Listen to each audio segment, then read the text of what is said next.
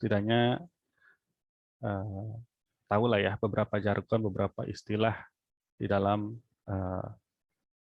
reciprocalatis ini gitu ya. Dan terutama juga nanti untuk bab-bab selanjutnya oleh nanti ada Pak Ganes dan Pak Ganda ya, supaya istilah-istilah ataupun rumusan-rumusan yang ada dalam istilah fisik ini sudah terpegang gitu ya.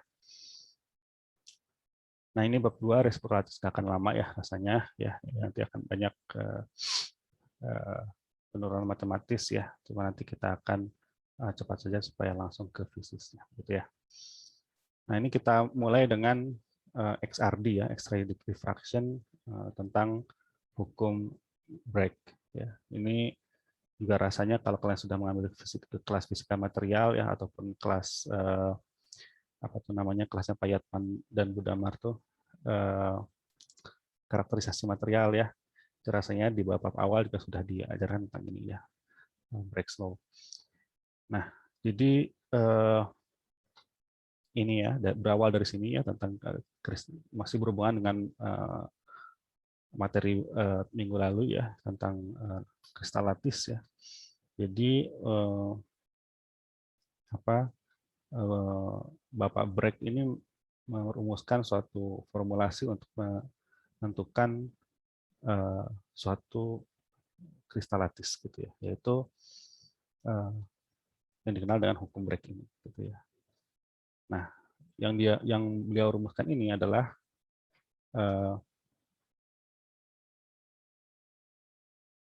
ini ya.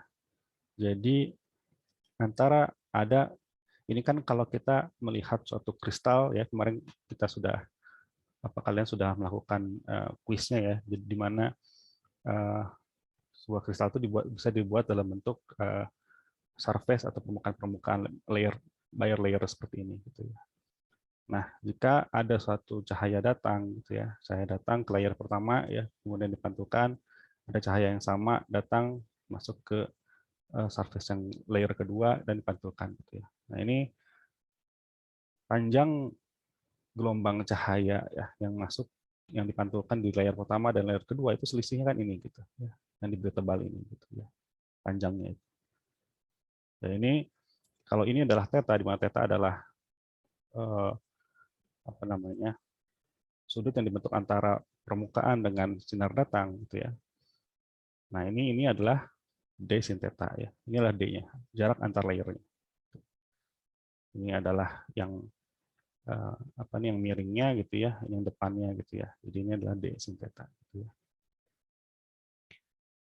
Nah, ini mirip dengan hukum Snellius ya, kalau kalian pernah mengambil pelajaran atau kuliah optik ya, hukum Snellius ya. Cuma kalau dalam hukum Snellius tetanya bukan antara sinar datang dan permukaan, tapi sinar datang dengan yang ini ya, yang perpendikularnya, yang vertikalnya ini. Jadi ini. Nah, ini ya, jadi ini d sin theta ya. Nah, ini kalian nanti bisa untuk penurunannya kalian bisa nge-refer ke di Wikipedia pun ada gitu ya, bagaimana menurunkan hingga akhirnya Bapak Bragg ini bisa mendapatkan perumusan 2D sin theta itu sama dengan n lambda. Jadi selisih ini itu ya, kalau dikali 2 itu sama dengan lambda. Gitu. Lambda itu adalah panjang gelombang ya, ini dari puncak ke puncak atau dari lembah ke lembah gitu ya. Nah, ini yang warna merah ini adalah selisih yang tadi ini ya. Nah, 2D sin theta ini ya, D sin theta ini kalau dikali 2 adalah sama dengan lambda ya. Nah, apa n ini? N ini adalah suatu bilangan bulat gitu ya, integer ya, untuk menyatakan keberulangannya gitu ya, untuk jadi panjang gelombangnya bisa dalam satuan panjang gelombang gitu ya. Dua lambda, satu lambda, dua lambda dan seterusnya gitu ya. Nah, ini kalau ini adalah salah satu contoh bagaimana XRD ditampilkan di berbagai buku ataupun di jurnal ya, yaitu intensitinya di y-axis ya, sedangkan di x-axisnya adalah 2 theta ya, bukan theta saja tapi 2 theta. Kenapa? Karena ketika 2 theta lah gitu ya, gelombang yang dihasilkan dari gelombang yang dipantulkan dari layer kedua dan layer pertama ini akan menghasilkan interferensi yang saling menguatkan gitu ya, yang constructive interference gitu ya. Sedangkan selain itu akan menghasilkan contohnya seperti ini gitu ya, akan menghasilkan destructive interference gitu. Nah, di peak-peak yang terlihat di sini ini adalah ketika terjadinya constructive interference seperti ini, muncullah peak gitu ya. Dan ketika terjadi destructive interference ya, atau interferensi yang saling meng-cancel gitu ya nggak akan ada peak gitu ya, akan tiarap gitu. Nah, suatu bentuk kristal itu bisa diamati dari kemunculan peak-peak ini gitu. Pada 2 theta berapa dia muncul gitu ya. Yang ujungnya ini, yang ujung atasnya ini muncul di 2 theta berapa gitu ya. Kemudian ini bisa di-assign ya. Ini tuh arah yang berapa gitu ya. Kemarin kalau saya ajarkan saya tunjukkan bahwa untuk mungkin kemarin agak salah ya. Jadi kalau untuk arah itu pakainya kurung siku ya, tapi kalau untuk plane ya, untuk bidang itu pakainya kurung biasa ya, bukan kurung kurawal. Dan ini adalah kalau pakai kurung siku ini adalah arahnya arah ke -1, 1, 1 gitu ya, dan seterusnya. Nanti juga saya di akhir saya berikan tugas saya bagaimana cara menentukan bentuk kristal lattice ya dari informasi ini saja gitu, dari hanya informasi ini saja kita bisa menentukan bentuk kristalnya apa dan lattice konstannya berapa gitu ya, dengan menggunakan rumusan ini ya, 2 ini. Ini adalah Brecht's law yang mungkin kalian sudah sangat familiar ya dari kuliah sebelumnya gitu ya. Penurunan matematisnya bagaimana mendapatkan 2D sintetis mana lambda ini silahkan lihat di Wikipedia pun ada gitu ya. Nah, pada dasarnya hanya matematis biasa ya, nanti juga kalian dapatkan dengan sangat straightforward ya. Nah, ini yang mulai akan agak jelimet ya. Saya pun nggak 100% mungkin bisa menjelaskan dengan baik ya. Pada intinya ya, kita ingin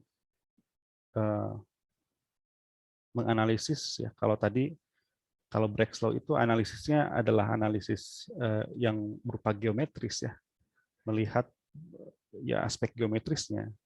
Sekarang kita ingin mengkalkulasi dalam bentuk analisis Fourier gitu ya. Nah, kita ingat ya di minggu lalu bahwa Bravais lattice itu adalah ini Bravais lattice vektor ya, Bravais lattice vektor ya, itu adalah R ya. Di mana R adalah merupakan fungsi dari vektor-vektor ini ya, merupakan fungsi dari lattice vektornya ini ya, A1, A2 dan 3 gitu ya. Nah, sekarang ini khusus untuk beberapa variabel penting ya, di mana khususnya untuk di komputasi material ya, di mana kita menggunakan electron density untuk menghitung sebuah properti dari material ya. Kita menggunakan density functional theory gitu ya untuk menghitung. Salah satunya saya ambil ya, yaitu electron density ya, N. N itu kan fungsi dari R ya. Maksudnya R itu adalah suatu ruang volume 3 dimensi gitu ya. Ada X, ada Y, ada Z-nya. Gitu, ya. Nah, ketika dia ditranslasikan dengan Bravais lattice R besar ini, gitu, ini akan tetap nilainya gitu. Ini kalau kita terjemahkan keberulangan ini dalam bentuk deret Fourier ya, kalian bisa baca lebih detail apa itu deret Fourier. Ini mungkin sudah pernah diajarkan di kuliah MECTEC dan MECTUM ya. Ini kalian bisa refer lagi secara praktis di Wikipedia ada gitu ya. Nah, deret Fourier gitu ya. Ketika kalian punya sebuah Bravais lattice dengan lattice konstannya adalah A gitu ya. Dan di A ini ya, elektron density-nya adalah sekian untuk di sini gitu ya, dan sekian untuk di sana gitu ya. Itu akan terus berulang gitu ya, dengan keberulangan lattice-nya gitu ya. Nilainya akan selalu sama gitu. Diulang-ulang begitu. Nah, sekarang ini kan dalam ruang real ya, atau disebutnya real space gitu ya, dengan menggunakan satuan A ini gitu. Nah, sekarang kita ingin merubahnya menjadi ruang foyer gitu ya. Kita translasikan ya, menjadi bentuk-bentuk 2pi per A seperti ini. Gitu ya. Ini saya sebutnya kalau di Indonesia pi ya, tapi nanti ada lagi ada lagi penyebutan pi dari konsep yang penyebutan dalam bahasa Inggrisnya 2 pi ini ya. 2 pi per A ini gitu ya. Dan ini pun sama ya. Ini menggunakan properties dari gelombang ya. Karena kan gelombang itu kan akan berulang setiap 2 pi ini gitu ya. Dibagi dengan ya berapa lattice-nya A ini gitu ya. Nanti kita kenal dengan sebutan G ini gitu ya. Ini adalah nanti kita lihat adalah ini adalah reciprocal lattice vektor gitu ya. Sebenarnya nanti kita akan lihat bahwa G ini sama dengan R gitu ya. Hanya berbeda ruang berpikirnya saja gitu ya. Kita kenal dengan L selama ini dan ini sangat mudah dibayangkan gitu ya, karena memang ini menggunakan real space gitu ya.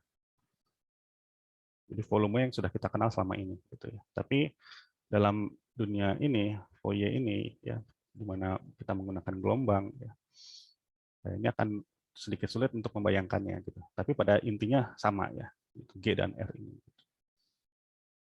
Nah, kalau kita menggunakan deret Fourier untuk electron density yang satu dimensi seperti ini ya, ini yang ke arah X ya. Satu dimensi gitu ya. Deret Fourier itu diberikan seperti ini. Ya. Di mana P nilainya positif ya. Apa itu P? P ini adalah ya keberlangan ini gitu ya. Angka-angkanya ini kan ada 2 pi, 4 pi ya. Berarti ini 2 kali 2 kan. Nah, 2 ini P gitu ya. Gitu ya. Di mana P-nya adalah bilangan bulat positif gitu ya. Dan CP dan SP-nya ini adalah sebuah konstanta ya dari deret Fourier ini gitu ya. Maksudnya kita bisa lihat ya, fungsi gelombangnya ada cos, ada sinusnya gitu ya. Kemudian ini ada 2 pi per A dikali dengan faktor pengalinya ini ya, bisa 2 pi per A kalau P-nya 1, kalau P-nya 2 bisa 4 pi per A dan seterusnya ya untuk ke arah X satu dimensi gitu ya. Nah, ini kalau kita masukkan X itu adalah X tambah A ya, di mana sekarang ini diganti dengan X ini diganti dengan X tambah A ya. Ini kalau kalian turunkan panjang lebar gitu ya, ini ujung-ujungnya akan dapatkan hal yang sama gitu. Ya, dan X tambah A ini ya ini juga gitu. Ya. Jadi intinya adalah ketika kita bermain di dunia real space ya, di mana NR itu sama dengan NR tambah R ya. Ketika kita bermain di dunia di ruang Fourier ini gitu. Ini juga kita mendapatkan hal yang sama gitu ya. Ini NR karena ini 3 dimensi ya. Tapi ini kita pakai notasi X kan, ini 1 dimensi gitu ya. Gitu ya. Jadi keberulangan ini ya, atau lebih kerennya disebut periodicity ini berlaku gitu ya. Dan ini periodicity ini ya, kalau di dunia komputasi material itu akan sangat lebih mudah dan intuitif gitu ya kalau kita menggunakan ya fungsi-fungsi gelombang gitu. Karena gelombang itu ya gitu kan ya, berulang gitu ya, sinus kosinus gitu, naik turun, bukit lembah gitu ya.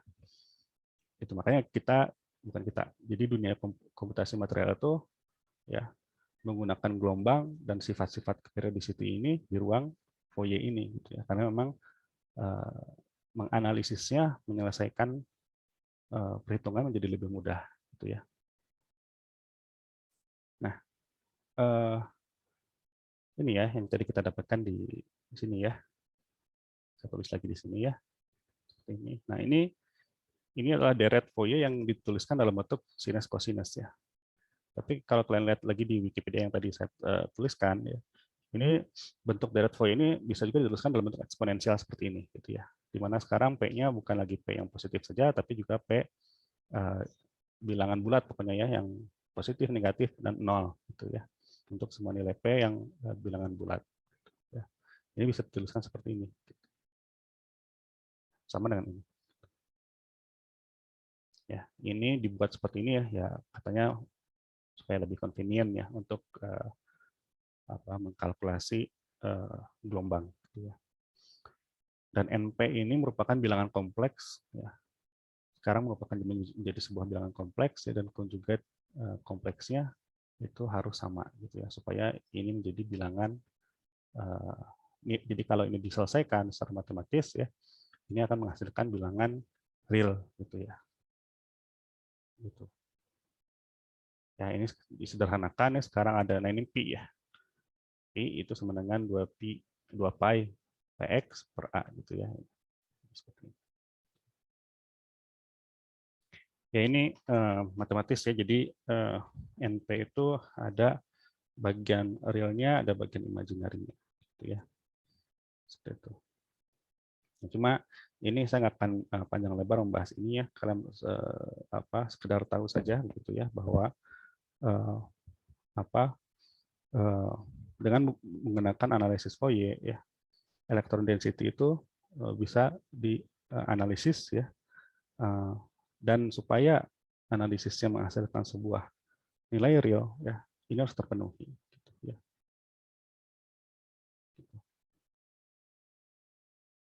Oke ya. Nah, ini yang paling penting ya. Ini yang paling penting ya. Jadi kalau tadi Nx ya, yaitu electron density pada satu dimensi ya. Sekarang kita bergerak ke 3 dimensi ya. Kembali ke nr ke r sekarang gitu ya. Di mana r adalah vektor. Ya. Itu adalah ini ya, penjumlahan dari vektor g ya.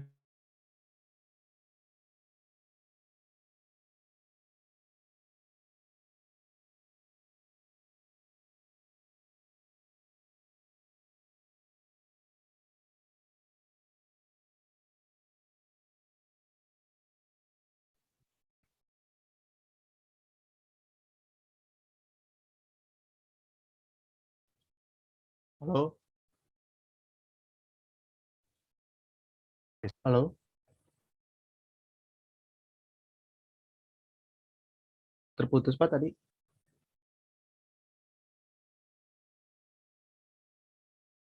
Maaf saya sempat putus ya. Oke, saya lanjutkan Iya ya. Pak. Oke. Oke, sebelum saya lanjutkan, baru teringat saya jangan lupa mengisi presensi di CX ya.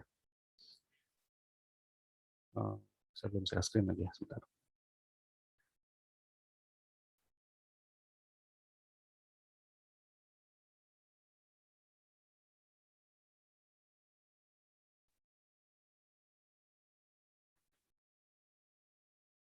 Sudah ya? Oke, mudah-mudahan sudah bisa terlihat ya. Dan tadi terakhir sampai sini mungkin ya. Oke, saya lanjutkan ya. Nah, tadi electron density Nx ya di ruang satu dimensi, sekarang kita masuk ke yang ruang 3 dimensi. Sekarang pakai R ya, R di bold itu vektor ya, bukan lagi Nx ya. Di mana Nr adalah mirip ya seperti yang tadi ya. Seperti ini gitu ya. Seperti ini. Cuma sekarang P-nya ini yang kalau tadi P itu adalah keberulangan 2 pi per A, 4 pi per A ke arah satu dimensi ya. Ini sekarang kita menggunakan G gitu ya. Di mana G ini adalah mirip seperti P, cuma kalau P tadi satu dimensi ke arah X saja, kalau sekarang G itu adalah 3 dimensi gitu ya. Itu adalah NG ya. Kalau sini NP tadi ya. Itu NG eksponen IG.R gitu ya.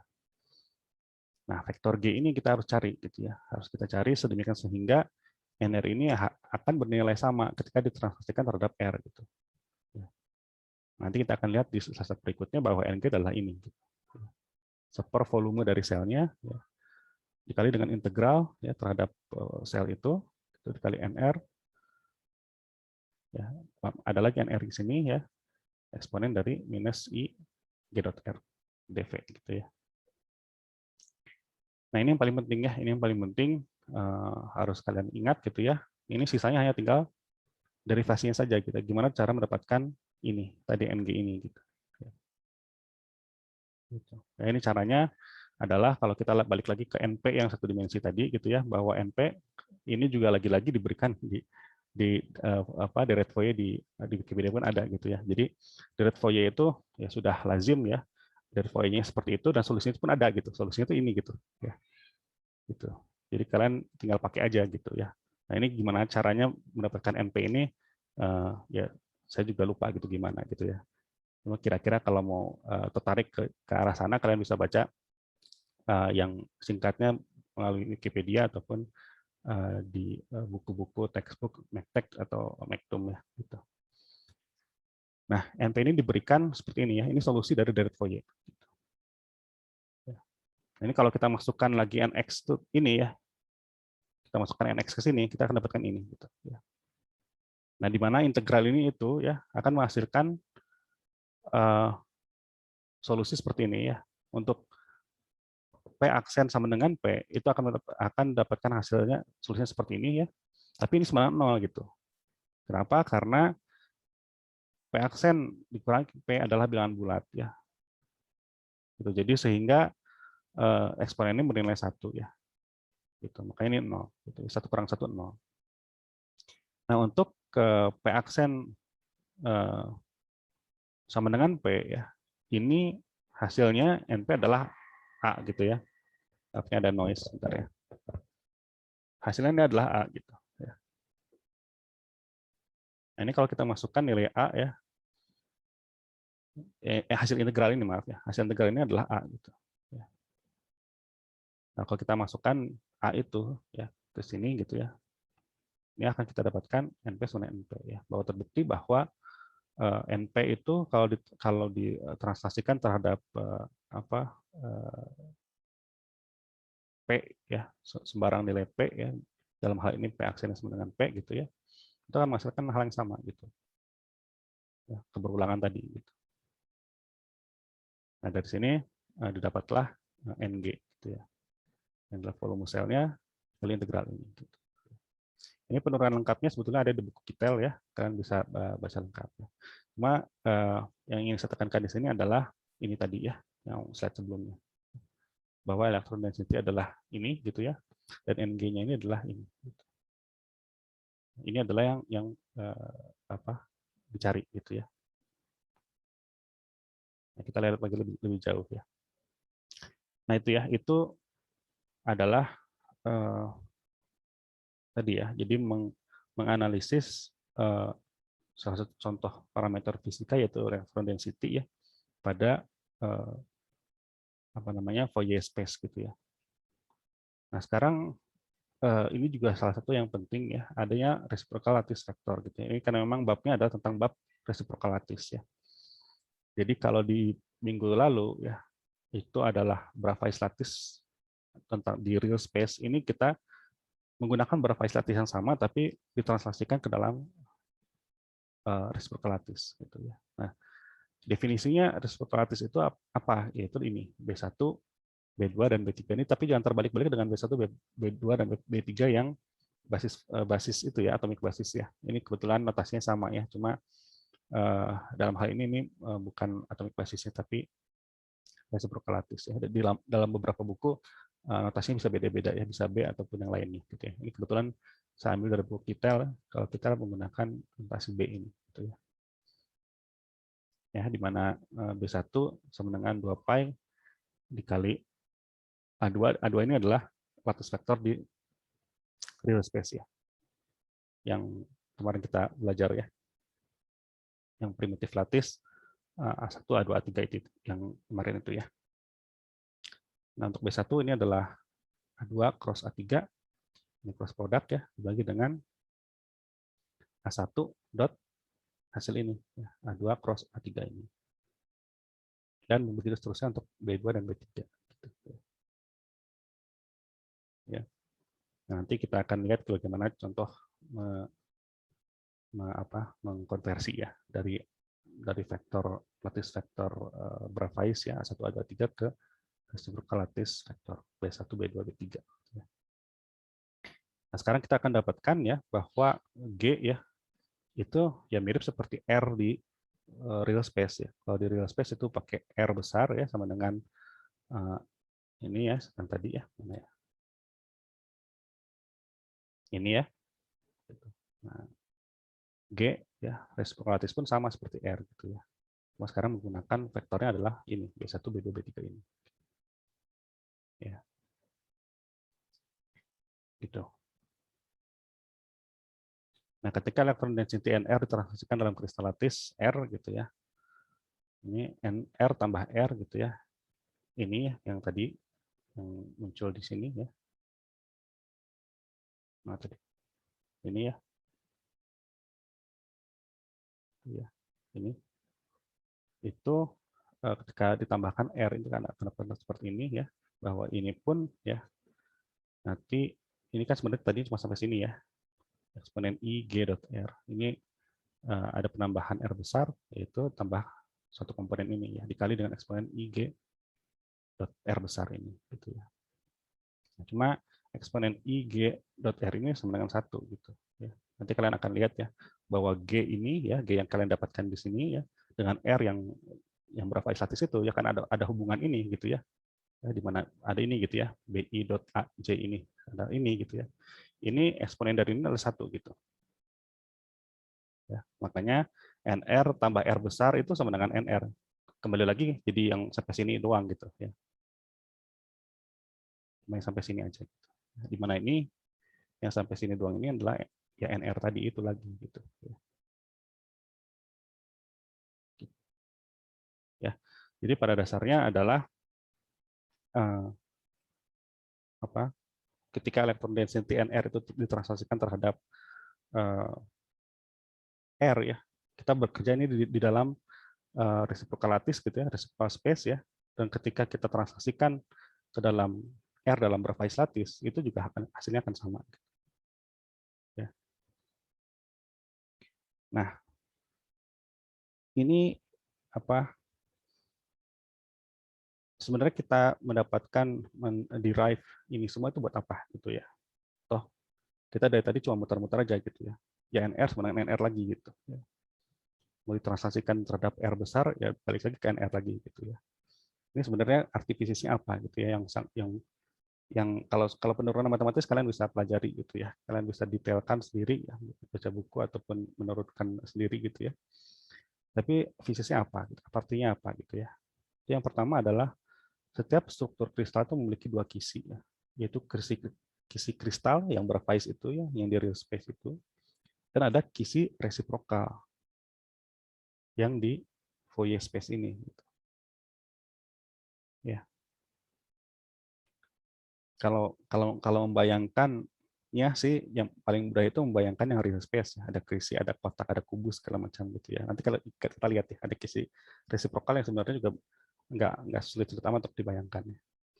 Kemudian ada pola difraksi dari sebuah kristal adalah sebuah pemetaan kisi resiprokal kristal tersebut ya.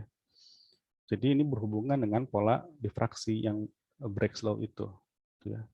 Itu hanya akan bisa mudah terlihat kalau kita menggunakan pemetaan kisi resiprokal. Gitu. Nah, cuma citra yang dihasilkan dari Microsoft adalah peta struktur kristal di real space. Gitu ya.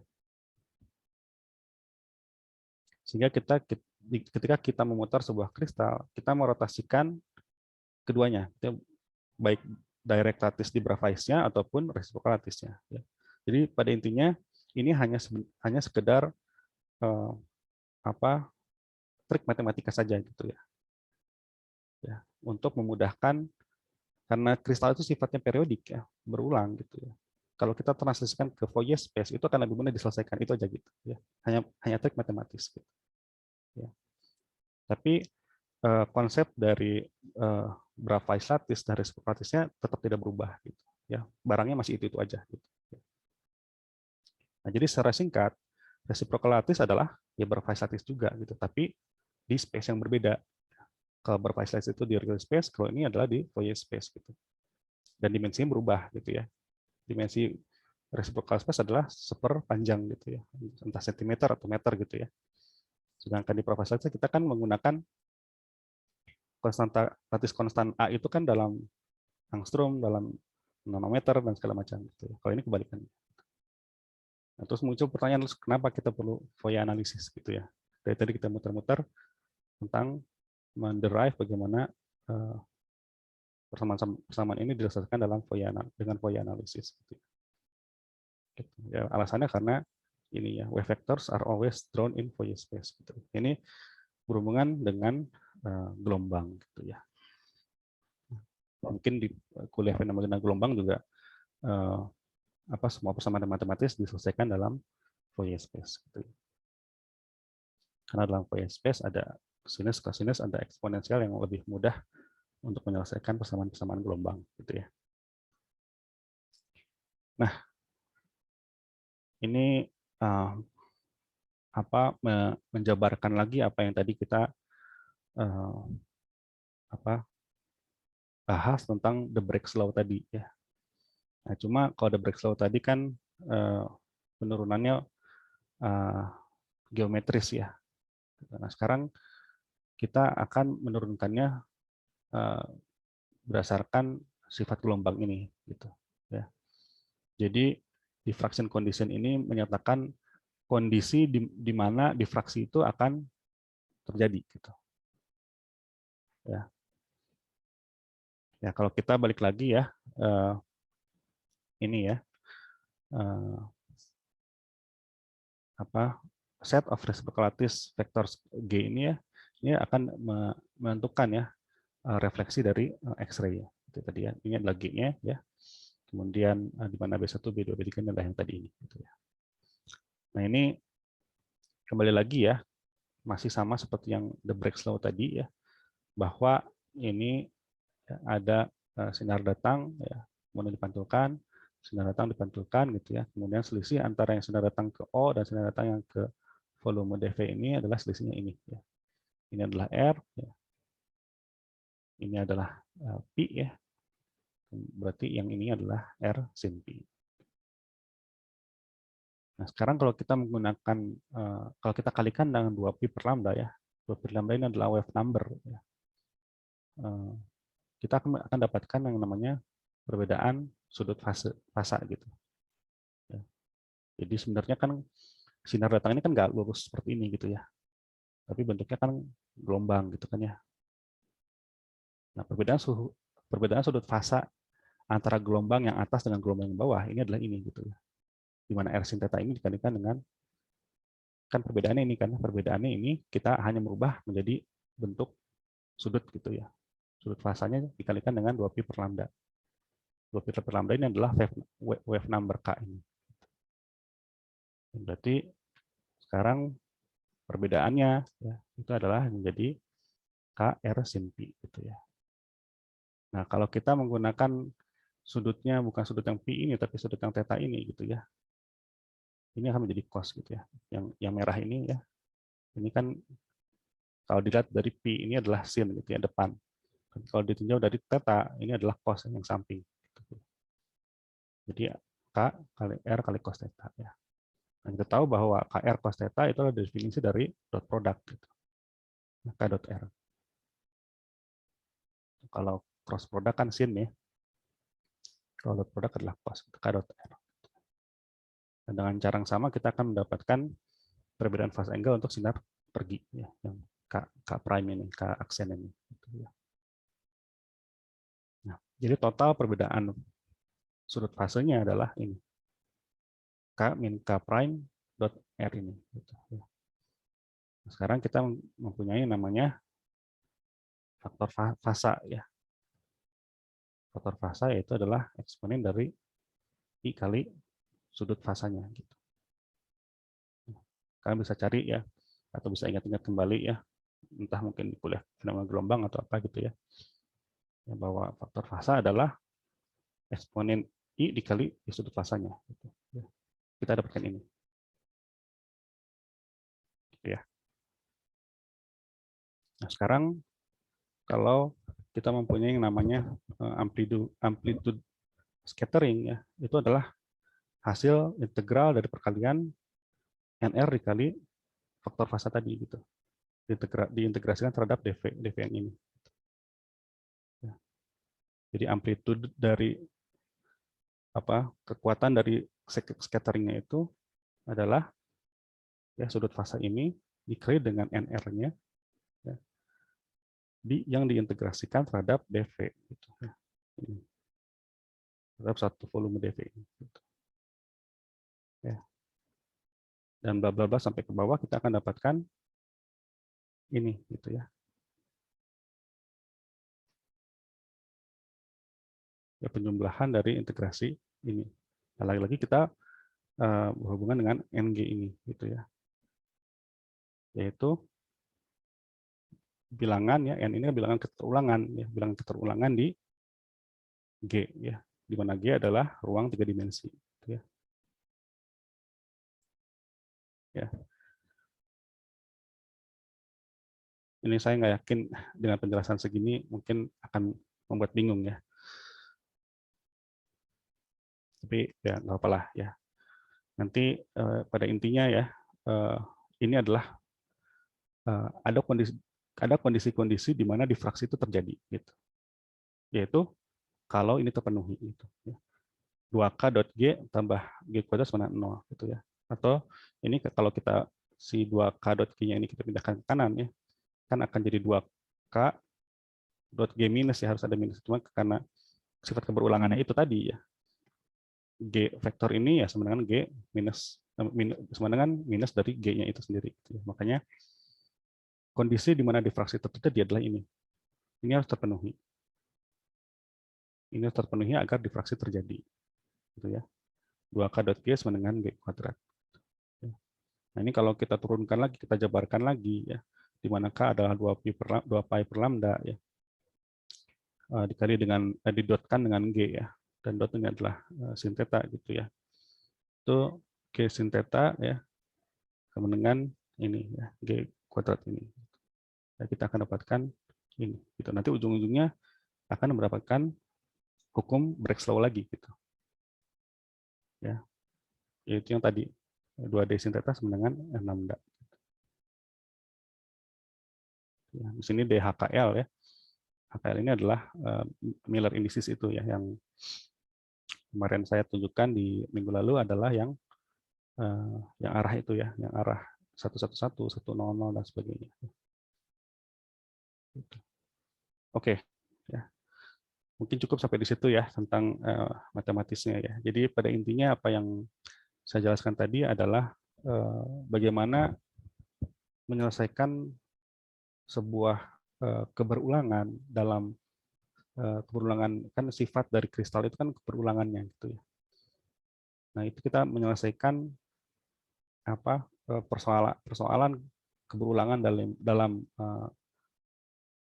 kristal lattice itu dalam space yang berbeda, bukan real space tapi di reciprocal space gitu ya, di mana yaitu ya ada transformasi Fourier di situ gitu ya. Nah, inti dari penggunaan reciprocal space ini ya, itu ada yang disebut Brillouin zone. Nah, secara definisi ya, Brillouin zone itu adalah Wigner, ini pakai ada E-nya, Wigner sets primitive cell di reciprocal space ya. Kalau kalian ingat di minggu lalu ada primitive cell yang didefinisikan oleh Wigner dan Sage gitu ya. Masih ingat nggak ya yang minggu lalu ya? Jadi intinya sama ya, yaitu kalau kita punya titik-titik ini dalam kisi lattice kita gitu ya, maka untuk membentuk Wigner Sage cell ya, atau kalau dalam hal ini kita membentuk Brillouin zone ya, karena titik-titik ini sekarang berada dalam reciprocal space gitu ya, bukan lagi di real space ya. Itu kita dapat membentuk Brillouin zone itu dengan menarik garis ya, misalnya dari titik origin ini O ya ke C misalnya gitu ya. Kan yang contoh lain dari O ke D gitu ya. Nah, ini garis-garis yang kita tarik ini kita bagi dua ya. Di sini dan di sana gitu. Ya, dan begitu seterusnya untuk garis-garis yang lain ya, dari sini ke situ gitu ya. Dari mana kemana itu kita bagi dua gitu ya. Kita bagi dua, kita dapatkan bidang 1 dan bidang 2 ini gitu. Nah, semua vektor dari titik origin ke bidang yang bagi dua tadi gitu ya, itu akan memenuhi kondisi difraksi ini gitu. Di mana K1 itu kalau didotkan dengan setengah GC ini gitu, itu akan sama dengan setengah GC kuadrat. gitu ya. Makanya ini konsep berulang zone ini penting ya, karena ya ini mudah gitu ya, vektor dari O ini ke yang manapun di bidang satu ini akan memenuhi kondisi difraksi. Gitu. Ya. Sama halnya dengan dari O K2 ini misalnya gitu ya. Ini juga akan memenuhi ini gitu. Kondisi difraksi di mana difraksi itu akan terjadi gitu. Ya. Gitu. Dan ini diturunkan dari sini. Dari 2K.G sama dengan G kuadrat, ini kalau dibagi 4 kedua sisi kita dapatkan ini. Nah, ini kalau dibuat garis ke semua ya. Kalau tadi kan cuma dibuat garis 2 ya, dari O ke C dan O ke D gitu ya. Nah, sekarang kalau kita tarik garis dari titik O ke semua titik gitu ya, kita akan dapatkan bidang yang warna putih ini gitu ya, banyak seperti ini gitu. Nah, irisan dari bidang-bidang garis putih ini yang paling kecil ini disebut dengan first Brillouin zone gitu ya. Ini mungkin sudah sangat familiar di telinga kalian ya, ketika kalian waktu S1 mungkin belajar tentang solid state physics ya, yaitu first Brillouin zone ini. Ya, jadi first Brillouin zone adalah volume terkecil yang seluruhnya tertutupi oleh bidang yang tegak lurus terhadap setengah garis representatif vectors yang dia gambarkan dari titik pusat. Ya, gitu. Ini pada prinsipnya sama seperti Wigner-Seitz primitive cell ya. Jadi dengan menarik garis, kemudian membagi duanya gitu ya. Setelah dibagi dua, ditemukan volume yang paling kecil ini disebut dengan, kalau di Wigner-Seitz itu namanya primitive Wigner-Seitz ya, sel. Di sini disebutnya first Brillouin zone dalam reciprocal space. Nah, ini ya, ini first Brillouin zone untuk lattice 2 dimensi ya. Gitu. Ya, ini rasanya nggak begitu ini ya, sudah saya jelaskan juga ini ya. Oke. Nah, ini ya beberapa contoh first Brillouin zone untuk beberapa kristal lattice ya. Di mana yang pertama adalah contoh untuk BCC ya. Untuk BCC kita tahu BCC seperti ini ya, satu kubus, kemudian di ujungnya ada atom dan di tengah juga ada atom gitu ya. Dan dengan mendefinisikan tiga vektor A1, A2 dan A3 ini kita dapatkan primitif sel ya. Kalau unit selnya kan yang kubus ini ya, yang kemarin saya jelaskan, sedangkan yang A1, A2, A3 ini kita akan dapatkan primitif selnya gitu. Nah, dengan menggunakan persamaan ini A1, A2, A3-nya ini ya. Nah, dengan menggunakan hubungan ini gitu ya, B1, B2 dan B3 ini, kita akan dapatkan primitif sel tapi di reciprocal lattice yang disebut dengan first Brillouin zone tadi. Ya. Ya, jadi secara bentuk berbeda ya. Primitive cell di real space sama primitive cell di reciprocal space bentuknya berbeda ya. Tapi sama-sama primitive cell, hanya menggunakan ruang yang berbeda gitu ya. Nah, kita dapatkan ini ya, ada B1, enggak kelihatannya B1, B2, B3 nanti ya, mungkin ada di slide berikutnya ya. Ada B1, B2 dan B3 gitu. Jadi hasilnya seperti ini gitu ya. B1-nya sekian, B2-nya sekian, B3-nya sekian ya. Gitu. Nah, ini gimana cara menghitungnya gitu ya. Nah, sekarang coba kalian di potret-potret ya di kertas gitu ya. Bagaimana cara menghitung ini gitu ya. Ini sebenarnya hanya latihan matematik saja gitu ya. Untuk mengingat gimana cara mengalihkan ya cross product dan dot product gitu.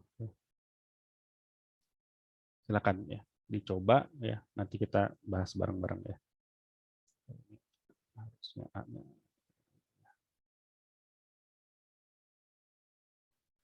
Gunakan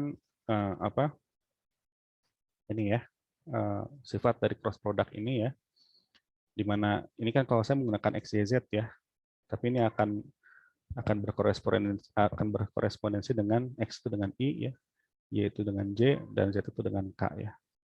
Gunakan ya sifat-sifat cross product ini gitu ya. Kalau I cross J itu sama dengan K, ya, J cross K itu sama dengan I, dan sebagainya gitu ya. Silakan dicoba ya. Nanti kalian akan dapatkan B1 itu sekian gitu ya.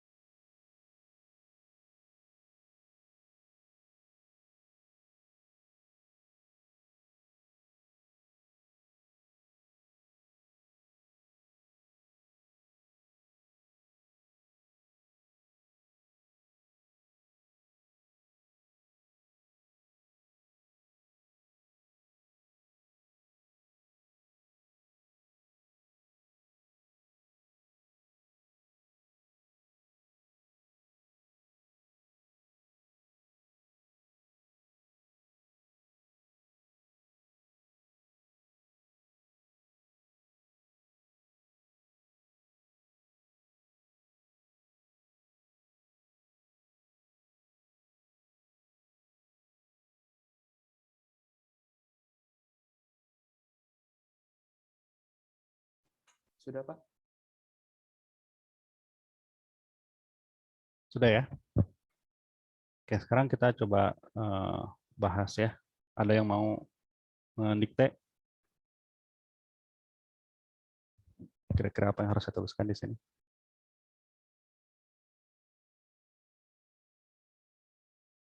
Oke, kita bareng-bareng aja ya supaya nanti apa? Ya, perhitungan matematis gini bisa gitu ya. Oke ya, kita mulai ya. 2 gitu ya, 2 pi dikali dengan kita masukkan A2-nya ini ya. Saya kasih kolom kerawal. 2 X minus Y tambah Z. Itu ya. Di-crosskan dengan A3 ya. A per 2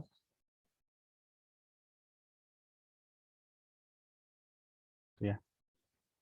Kemudian ini dibagi dengan A1 ya.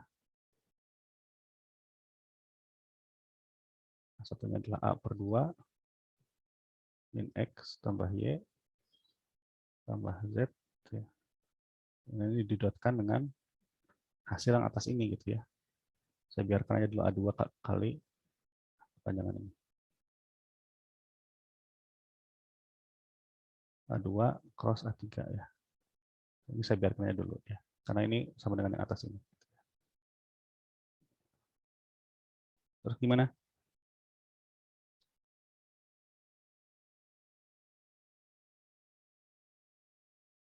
Ini kalau saya keluarkan, kalau saya kalikan dulu A dengan A per 2 dengan A per 2 ini ya. Ini kita akan dapatkan A kuadrat per 4 gitu ya. Sekarang kita kalikan dalamnya gitu ya. Nah, sekarang ini X ini harusnya, nah ini ya, ini biar nggak ketukar sama cross ini gitu ya. Nah, sekarang kalau X di-crosskan dengan X gitu. Jadinya apa? Ya, saya tuliskan aja dulu kali ya.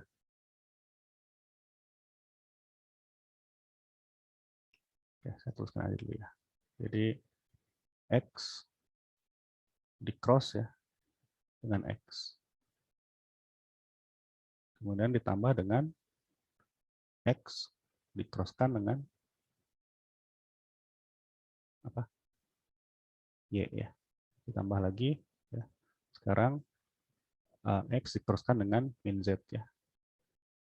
Jadi minus X cross dengan Z gitu ya.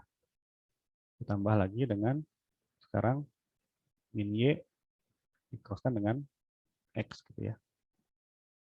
Minus min Y di-cross dengan X. X gini ya. Gitu ya. Dan begitu seterusnya ya, sampai nanti min Y sama Y ya. Jadi min Y cross Y gitu ya. Kemudian Y cross Z gitu ya. Kemudian Z cross X ya. Kemudian Z cross dengan Y ya. Dan terakhir adalah min Z cross Z gitu ya. Dibagi dengan ini saya biarkan aja dulu ya. Kita selesaikan satu persatu.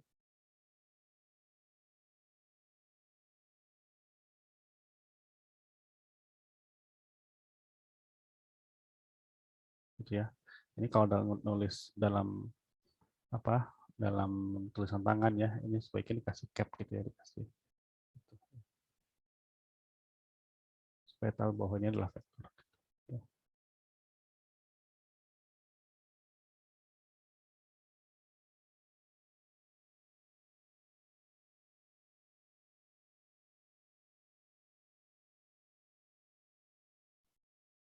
Karena kan kalau tulisan tangan kan nggak bisa ditebelin ya, susah.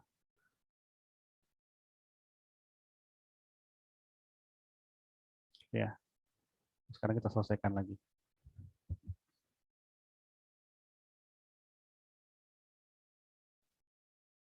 Ini X cross X apa? 0 ya. Ditambah X cross Y. Z ya. X cross Z. Jadi plus Y nantinya, Pak. Jadi apa? Itu jadi min Y dikalikan minus jadi plus Y. Plus Y ya. Kemudian sekarang yang mana nih? Y cross X. Min Z jadi plus Z nantinya, Pak. Plus Z ya. Terus berikutnya yang mana sih? Saya agak miss. Y cross Y 0 ya. Kemudian Y cross Z X ya. Kemudian Z cross X plus Y. plus Y ya. Kemudian terakhir Z cross Y. Min X. Kemudian sisanya adalah 0 gitu ya. Dibagi dengan ini.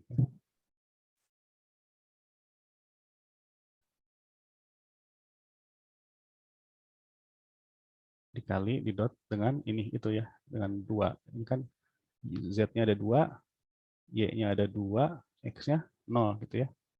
Ini X min X gitu ya. Dikali dengan ini tadi gitu ya. Apa? 2Y plus 2Z Pak nantinya. Gitu ya. Gitu ya. Nanti kalau kalian selesaikan semuanya gitu ya. Kalau dot ya, dot itu lebih mudah ya. Dot itu lebih mudah, ini tinggal A per 2 sama A per 2-nya, A kuadrat per 2-nya dikeluarkan gitu ya. Ini semua yang sama. Itu jadi 1 gitu ya. Kalau X ketemu Y, 0. X ketemu Z, 0 ya. Ini Y ketemu Y jadinya 1 ya. Z ketemu Y ketemu Z, 0 gitu ya. Z ketemu Y juga 0.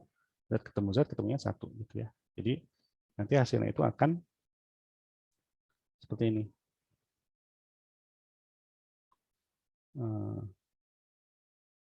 Sebentar.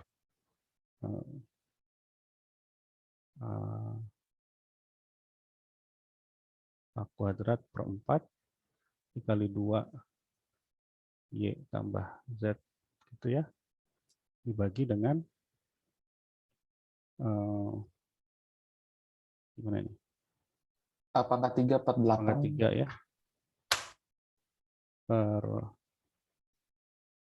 Enggak, ini kan ada 2 ya, jadi per 4 ya. Gitu. Ya, A pangkat 3 bagi 4 dikali dengan ini. Ya. Betul nggak? Nanti hasilnya akhirnya adalah 2pi per A Y tambah Z. Gitu. Ujungnya. Ininya dicoret kan, A4. Sebentar.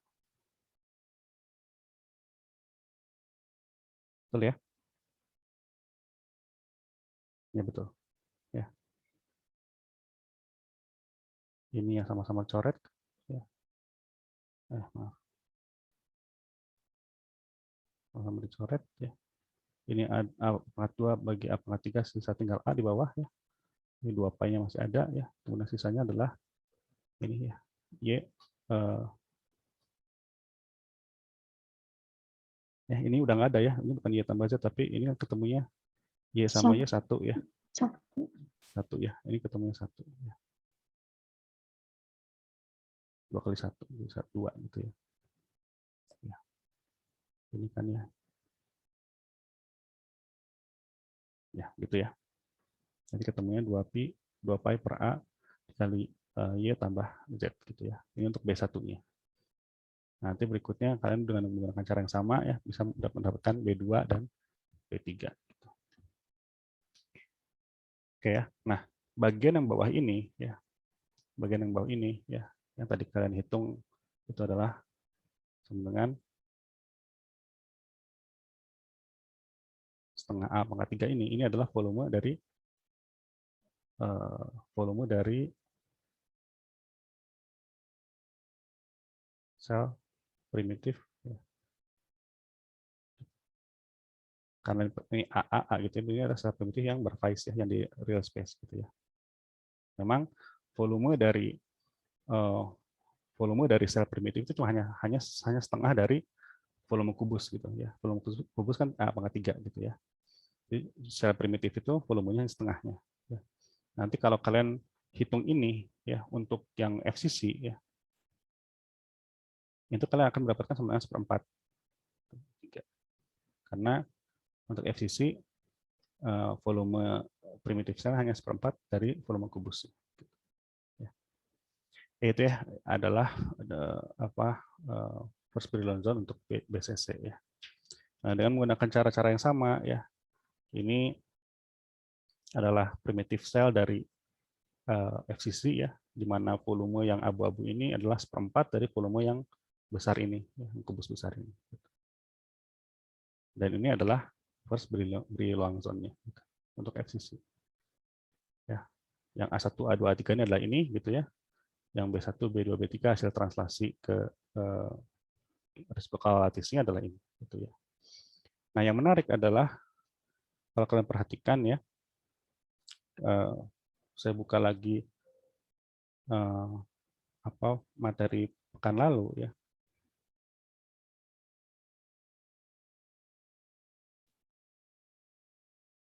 Ini nampak nggak ya slide barunya apa enggak ya?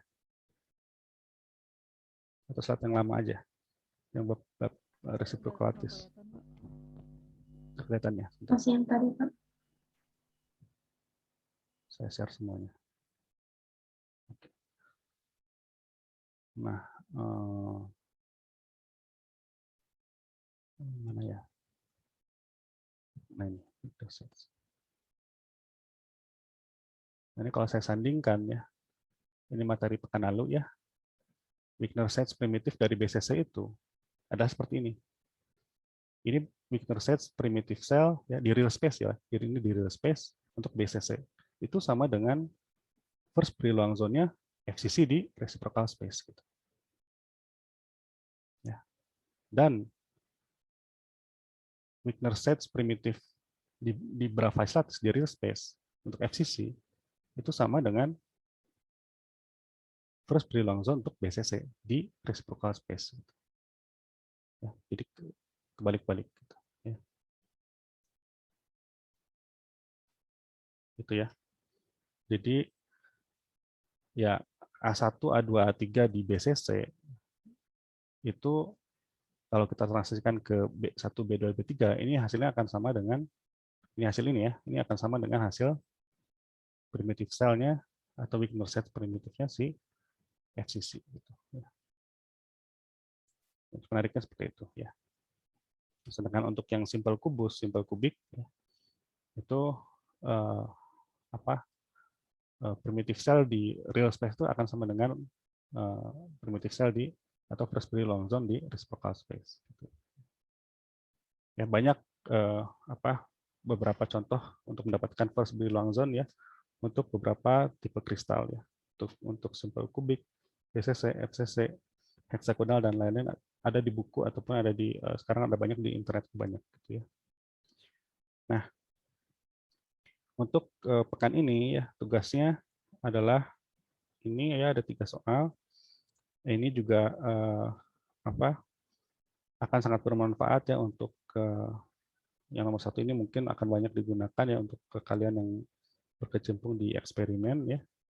Kemudian yang nomor 2 ini akan sangat bermanfaat untuk yang komputasi ya. Nah, yang nomor 3 ini sama ya seperti yang tadi kalian kerjakan ya, yaitu mencari first Brillouin zone tapi untuk hexagonal ya. Yang dikerjakan ya dan dikumpulkan pekan depan ya sebelum perkuliahan dimulai. Ya. Nah, nomor 1 ini rasanya mudah ya karena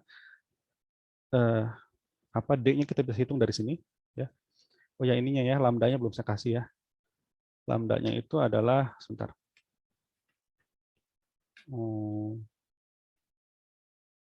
Sebentar.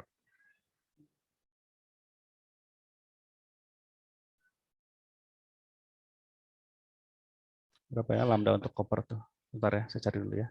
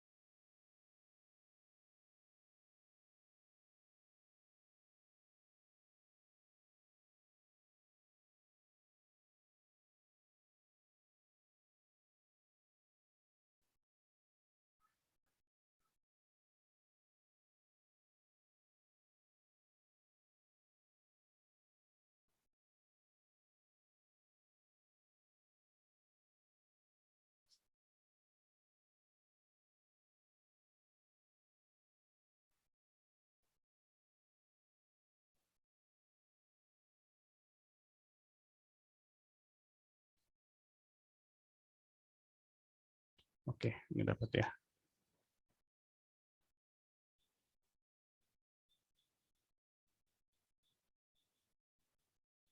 Oke, ini ya. Jadi kalian gunakan persamaan ini ya. Udah kelihatan belum ya? Kelihatan, Pak. Oke ya. Jadi kalian menggunakan persamaan yang bawah ini ya, di mana D-nya kalian bisa cari ya dengan menggunakan persamaan ini. Ya. Gitu. Tetanya ada di sini ya. Kemudian lambdanya dikasih di sini. Gitu ya. Ini adalah lambda untuk copper ya. 1,54 Angstrom. Nanti kalian akan dapatkan, nah HKL-nya apa? HKL ini adalah yang ini ya, 100, 002, 101, dan sebagainya. Ya. Nanti kalian akan dapatkan nilai A, B, dan C-nya. Ya. Gitu. Kemudian nomor 2, carilah informasi koordinat dari key points di samping ini. Jadi ini adalah first Brilangzon untuk BCC. Ya. FCC apa BCC? Ya, FCC. Ya. Nah, tentukan koordinat dari titik-titik ini. Gitu. Ya. Ini ada B1-nya, B2-nya, ini B3-nya, tentukan koordinat ini. Gitu. Ya. Ini kalian bisa cari kalian bisa hitung sendiri ataupun kalian bisa cari informasi di berbagai sumber. Ya.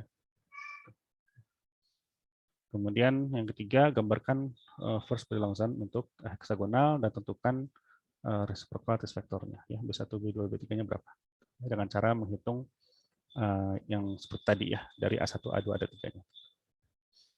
Nah, ini dikerjakan dalam bentuk tugas ya, perorangan, dan dikumpulkan pekan depan dalam bentuk PDF ya. Nanti dikumpulkan di tim saja ya, TMS tim.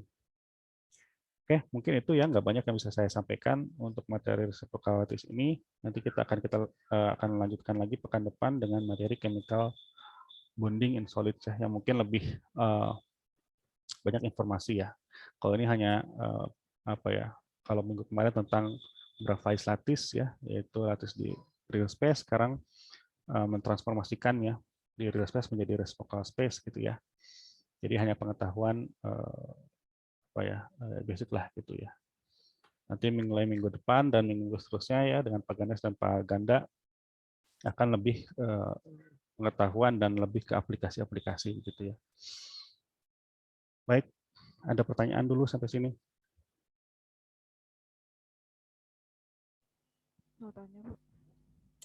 Pak, izin bertanya, Pak. Ya. Untuk struktur heksagonal ini maksudnya HCP, Pak? Atau heksagonal yang 2 dimensi? Heksagonal, sebentar. Rasanya kalau HCP sama heksagonal kan agak lain ya. Dan heksagonal juga bukan 2 dimensi juga.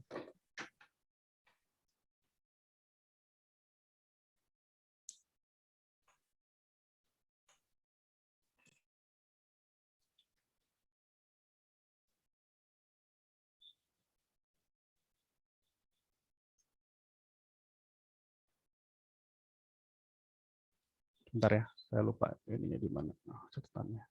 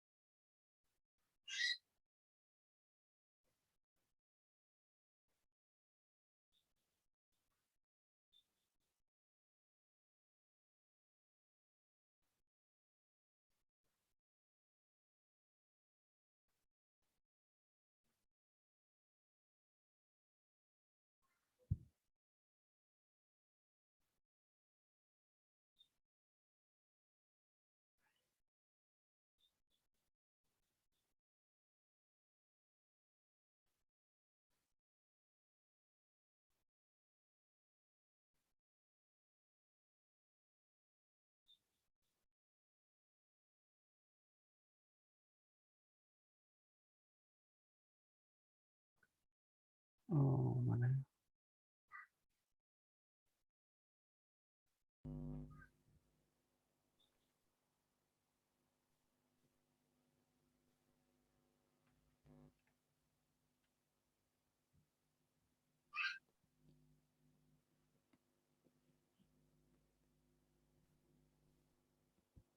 Oh ya. Ya maaf ya. Jadi memang yang itunya yang ortorombiknya ya. Maaf, salah ini ya, bukan heksagonalnya, tapi yang ortorombiknya. Yang 2 dimensinya betul ya. Ortorombik.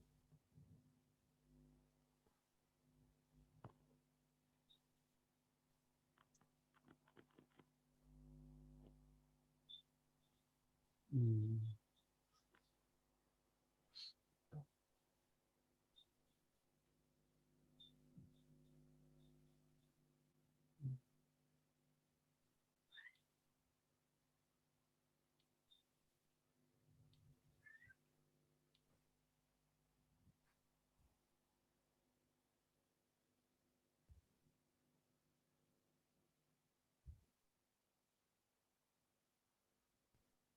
Oke lah, ortorombik aja ya, ortorombik.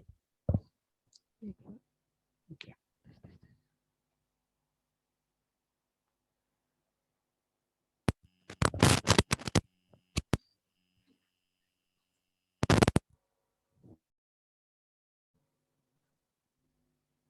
Ada yang lain? Saya mau Pertanyaan? bertanya, Pak. Ya. Oh iya, saya mau bertanya. Eh, jadi yang pertama saya mau nanya yang tadi yang FCC yang apa di tugas itu kan high symmetric apa itu titik-titik high symmetric key point ya. Nah, saya mau nanya high symmetric key point itu apa, Pak, sebenarnya? Hmm, yang mana ya tadi ya? Yang ini? Yang di tugas yang ada garis-garisnya itu kan itu ya, Pak. Kayak Yang high ini? symmetric key point. Iya, Pak. Oh, jadi ini poin-poin ini disebut high symmetric point atau key points gitu ya. Nah, ini itu apa gitu ya? Ini itu adalah kalau dalam dunia komputasi ya. Kalau kita menghitung, jadi kalau kalian ini ya membuat dari gamma ke k ke w ke x ke u ke l, kemudian kalian ini diputar ke arah sana gitu ya, kalian akan mendapatkan hal yang sama gitu ya. Kalian akan mendapatkan titik k juga yang sama-sama ada di sini, ini titik k di sini ya. Ada juga nilai x yang x ada di sini gitu ya. Belum Kemudian ada juga w kelihatan. yang di sini gitu ya. Itu akan simetri gitu sama gitu. Jadi ketika kalian mengkalkulasi sebuah eh, apa yang mengkalkulasikan sebuah material FCC di titik-titik ya yang ke 1, 2, 3, 4, 5, 6 titik ini gitu ya, itu kalian akan mendapatkan semua propertiesnya gitu ya. Jadi ya kenapa disebut high symmetric ya, karena memang ini titik-titik ini adalah perwakilan di seluruh titik-titik yang ada di first Beloangzan ini gitu. Pak, maaf, slide-nya tidak muncul. Nggak muncul. Ya, Pak.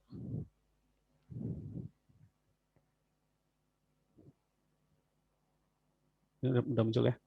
Ya, Pak. Ya jadi itu ya. Jadi titik gamma ini selalu sama ada di tengah-tengah gitu ya. Kemudian titik K ya, titik K itu sama ada di sini juga ya. Ataupun ada di sana gitu, ataupun ada di situ gitu ya. Titik W ini ada juga di sini gitu ya, ada juga di situ gitu ya. Titik X, X juga ada di sini, ada di situ, ada di sana gitu. Jadi kenapa disebut high symmetric point ya? Karena memang jika poin-poin ini diputar ya, diputar ke arah sana gitu ya, atau ke atas gitu ya, ini akan akan Oh. akan akan tiba di lokasi yang sama juga gitu ya, di daerah Brillouin ini gitu ya. Dan hubungannya dengan komputasi material ketika kalian khususnya untuk ketika kalian menghitung band structure ya, struktur pita di ke-6 titik ini ya, itu kalian sudah mendapatkan suatu gambaran umum properti dari material itu gitu. Makanya kenapa kalau struktur pita itu harus dihitung ya ke semua titik-titiknya gitu ya, supaya terlihat bahwa ya salah satu contohnya ada band gap gitu ya. Kalau kita hitung ke 6 titiknya, ya, itu properti dari material tersebut terlihat ya, properti elektroniknya gitu ya. Gitu. Tapi ya secara sederhana apa itu high symmetric point ya itu tadi ya, yang saya jelaskan bahwa ke 6 titik poin ini kalau kita putar-putar kemanapun ya, dia akan tiba di lokasi yang sama gitu.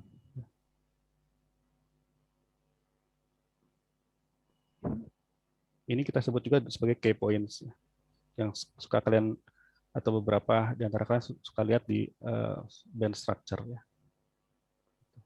Ini saya perlihatkan salah satu contoh band structure ya. Nah, ada nggak ya di Google ya?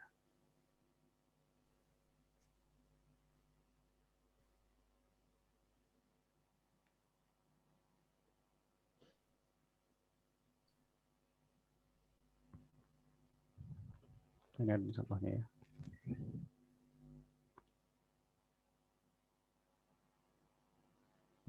Nah, ini contohnya ada band, ini struktur pita ya, band structure ya. Ini yang bawah ini adalah yang tadi itu ya, yang key points, high symmetric point tadi ya, L, gamma, X, W, L, K, T, gamma ini gitu ya. Nah, ketika struktur pita ini dihitung untuk semua titik gitu ya, ini akan terlihat ya, mungkin ada band gap atau enggak gitu ya. Ini mungkin yang lebih jelas ya. Ternyata kalau untuk yang kasus ini ya, BAS, ini ada band gap-nya ini adalah dari titik gamma ke titik ini ya. Ini harus ada satu titik lagi, di sini harusnya ya. Jadi kita bisa menentukan apakah ini direct band gap atau tidak gitu ya. Kalau dalam hal ini nggak direct ya, karena kalau direct itu biasanya dari gamma ke gamma atau dari X ke X gitu. Kalau ini kan nyebrang ya, dari gamma ke sesuatu titik di sini gitu.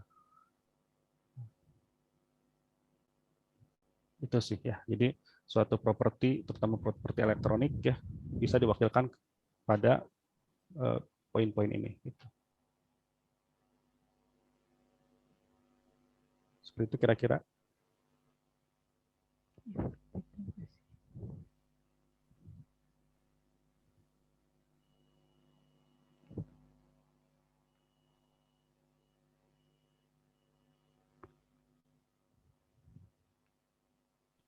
Untuk tugas yang lain, ada pertanyaan?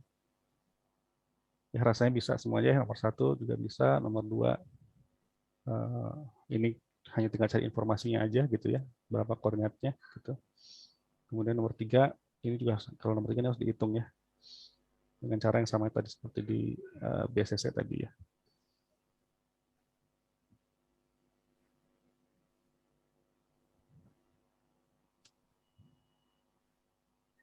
Saya mau tanya lagi, Pak. Ya. Kalau di komputasi material itu kan katanya integral pada ruang resiprokal itu katanya dapat diselesaikan hanya dalam satu irreducible Brillouin zone. Itu kenapa, Pak? Saya mau nanya kenapa itu bisa? Apakah hanya menyelesaikan integral itu hanya bisa menggambarkan kondisi seluruh materialnya gitu? Ya. Jadi sebetulnya kalau untuk menjawab pertanyaan ini agak kompleks ya, karena kita harus belajar dulu tentang apa yang sebenarnya dihitung dari density functional theory itu gitu ya. Jadi dalam ya secara singkat ya, mudah-mudahan menjawab ya. Dalam density functional theory itu memang yang kita hitung adalah density elektronnya ya, sesuai namanya gitu, kedapatan elektronnya, dan itu diintegrasikan di reciprocal space ya, seperti yang tadi disebutkan gitu ya. Karena kenapa? Karena khususnya kalau kita menggunakan jadi kalau dalam density functional theory itu ada basis set ya, ada basis set. Jadi apa yang menjadi basis untuk perhitungan gitu ya. Ada 2 metode gitu ya. Ini benar-benar nggak bikin bingung ya. Ada yang pakai gelombang ya, ada yang pakai kalau orang kimia pakainya orbital gitu atau atomic orbital gitu ya. Nah, ketika kita menggunakan yang tadi basis yang gelombang ya, seperti yang tadi saya katakan di awal kuliah ini, bahwa menyelesaikan suatu persamaan gelombang itu ketika kita menyelesaikannya atau menyelesaikan persamaan integral itu menggunakan Fourier ini kan akan lebih efisien ya, gitu, akan lebih baik gitu ya hasilnya, lebih efisien, lebih cepat gitu ya. Nah, terus hubungannya apakah betul gitu ya, apakah kalau kita menghitung suatu material yang diwakilkan pada Brillouin zone-nya saja itu semua properti apakah bisa terlihat gitu ya ya kenyataannya bisa gitu ya, gitu. Semua terutama ya sifat-sifat elektronik itu bisa dihitung gitu. Ya. Karena memang yang namanya kristal itu kan keberulangan gitu ya. Jadi nggak perlu semua materialnya dalam skala makroskopik dihitung gitu ya. Hanya keterulangan yang paling kecilnya aja gitu yang kita hitung, itu kita bisa dapatkan propertiesnya. Contohnya nikel yang kemarin kalian kerjakan ya, nikel itu FCC itu kan primitif selnya hanya ada satu atom gitu ya, hanya dengan bermodalkan satu atom itu aja gitu ya, itu apa sifat konduktor nikelnya itu bisa kelihatan gitu ya. Terus ya macam-macam bagaimana struktur pitanya itu bisa kelihatan juga ya. Gitu. Gitu mungkin mudah-mudahan menjawab ya.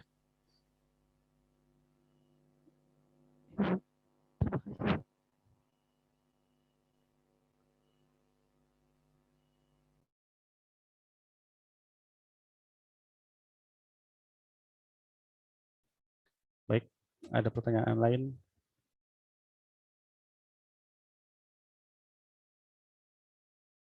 Oke, kalau tidak ada, kita ketemu insya Allah minggu depan ya, ketemu lagi dengan bahasan yang mungkin lebih menarik yaitu chemical bonding. Ya. Ini tugas dikumpulkan nanti sebelum perkuliahan dimulai. Ya. Apalagi ya? Oh ya, presensi jangan lupa diisi. Ya. Oke, gitu ya. Bapak untuk PDF-nya ini akan di-upload. Oh ya, nanti saya upload di Teams ya. Oh iya, baik Pak. Terima kasih. Oke. Oke, sekian aja ya. Terima kasih atas kehadirannya. Jangan lupa mengisi presensi ya. Assalamualaikum warahmatullahi wabarakatuh. Waalaikumsalam warahmatullahi wabarakatuh. Terima kasih Pak. Terima kasih Pak.